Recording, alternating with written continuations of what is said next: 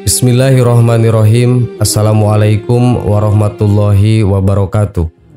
Sahabat yang beriman, kematian merupakan suatu hal yang mutlak akan dihadapi makhluk hidup di dunia.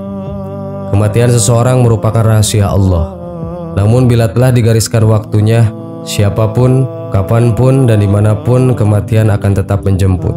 Sebagaimana firman Allah Subhanahu wa Ta'ala berikut ini: sesungguhnya Allah, hanya pada sisinya sajalah pengetahuan tentang hari kiamat, dan dialah yang menurunkan hujan dan mengetahui apa yang ada dalam rahim, dan tiada seorang pun yang dapat mengetahui dengan pasti apa yang akan diusahakannya besok, dan tiada seorang pun yang dapat mengetahui di bumi mana dia akan mati. Sesungguhnya Allah Maha mengetahui lagi Maha mengenal. Quran Surat Luqman ayat 34.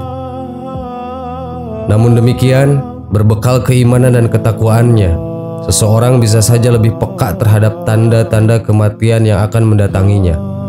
Sebagaimana Imam Al-Ghazali yang direwayatkan telah mengetahui tanda-tanda akan datangnya kematian, sehingga beliau pun mempersiapkan diri dalam menghadapi syakaratul maut, termasuk dengan mandi, berwudu, dan mengenakan kain kafan hingga sebatas tubuhnya, karena untuk bagian kepala beliau meminta bantuannya kakaknya, yaitu Imam Ahmad. Hingga akhirnya beliau wafat ketika sang kakak mengkafani bagian wajahnya. Adapun tanda-tanda akan datangnya kematian menurut Imam Al-Ghazali adalah sebagai berikut. 1. Tanda 100 hari sebelum kematian. Tanda seseorang akan meninggal di dunia ini di 100 hari sebelum ajal menjadi peringatan bagi hamba yang dikehendakinya. Karena pada dasarnya semua umat muslim akan merasakan tanda ini. Hanya saja kemungkinan ada yang menyadari sebagai tanda kematian, namun ada pula yang mungkin mengabaikannya. Adapun tandanya lazim terjadi setelah waktu asar, di mana seluruh tubuh dari ujung rambut hingga ujung kaki seolah bergetar hingga menggigil. Bagi mereka yang menyadari tanda kematian ini tentu akan memanfaatkan waktu hidupnya dengan baik untuk mencari bekal yang akan dibawa mati nanti. 2. Tanda 40 hari sebelum kematian. Tanda kematian di 40 hari sebelum azal terjadi setelah waktu asar, di mana pada bagian pusar akan terasa berdenyut. Selain itu diriwayatkan pula bahwa sebelum ajal menjemput, telinga terasa berdengung secara terus-menerus.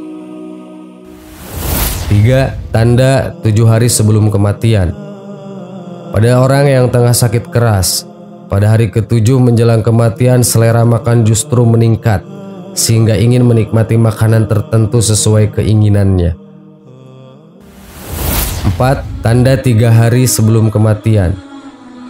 Lazim dirasakan adanya denyutan pada tengah dahi, nafsu makan menurun atau bahkan tidak mau makan. Mata akan terlihat memudar sehingga tidak lagi bersinar. Hidung perlahan turun, telinga terlihat layu, dan telapak kaki sukar ditegakkan.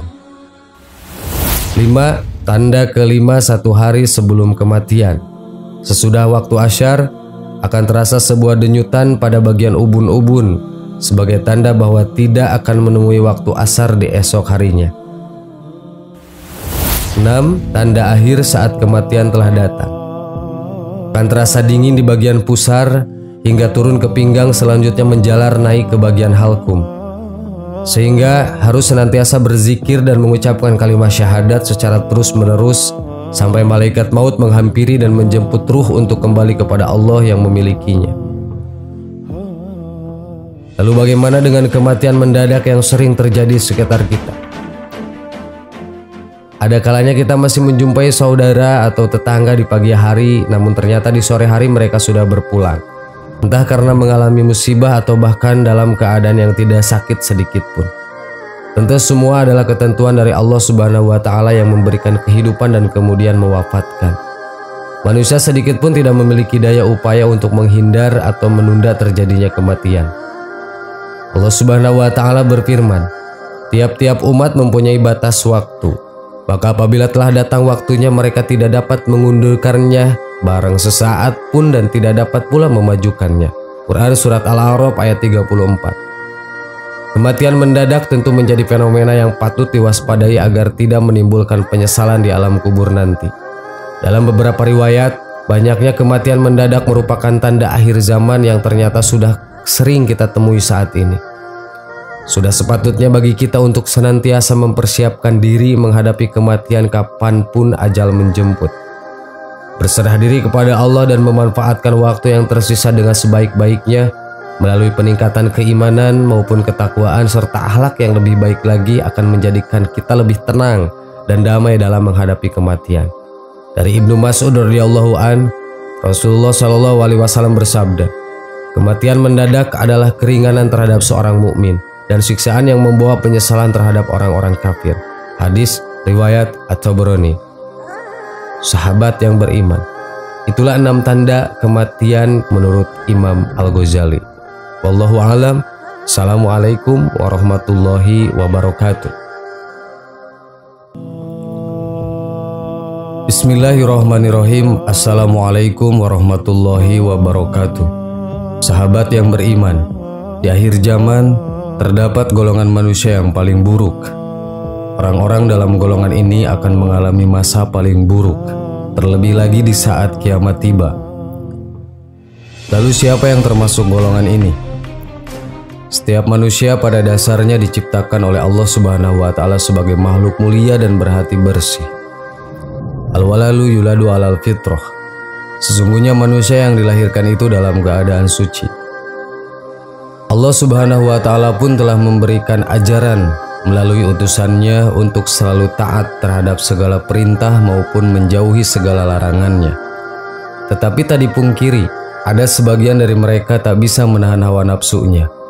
Hal itu kemudian membuatnya melanggar larangan Allah sampai yang harusnya dijauhi mereka kemudian semakin terjerumus ke jurang yang dosa, di mana telah mereka ketahui konsekuensinya. Adanya golongan manusia ini seperti yang disampaikan dalam hadis Rasulullah Shallallahu Alaihi Wasallam, di mana telah mengkategorikan beberapa golongan manusia yang paling buruk kedudukannya di hari kiamat. Dari Aisyah radhiyallahu anha berkata bahwa Rasulullah Shallallahu Alaihi Wasallam bersabda, "Hai Aisyah, sesungguhnya manusia yang paling buruk kedudukannya di sisi Allah pada hari kiamat adalah orang yang dihindari oleh manusia karena takut kejelekannya." Hadis riwayat Muslim. Golongan manusia yang paling buruk adalah golongan manusia yang ditakuti karena kekejaman atau kekejiannya. Dalam Islam, tentunya perbuatan yang kejam atau keji sangatlah dikecam.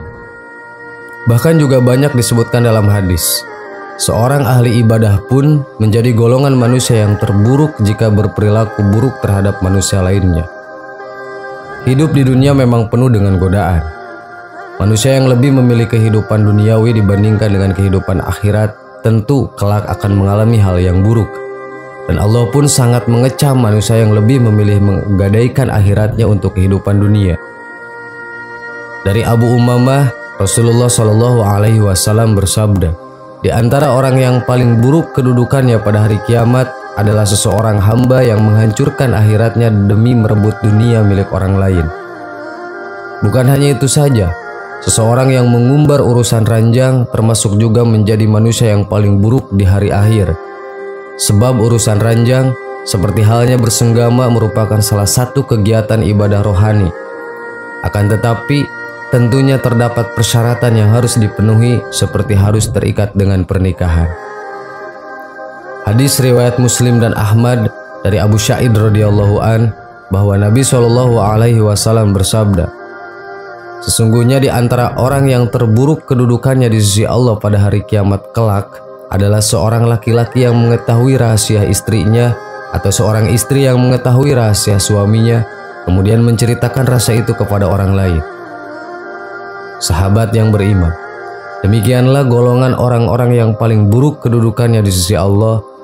Semoga kita dijauhkan dari sifat dan perbuatan orang-orang yang paling buruk kedudukannya di sisi Allah ini. Amin. Wallahu a'lam. Wassalamualaikum warahmatullahi wabarakatuh.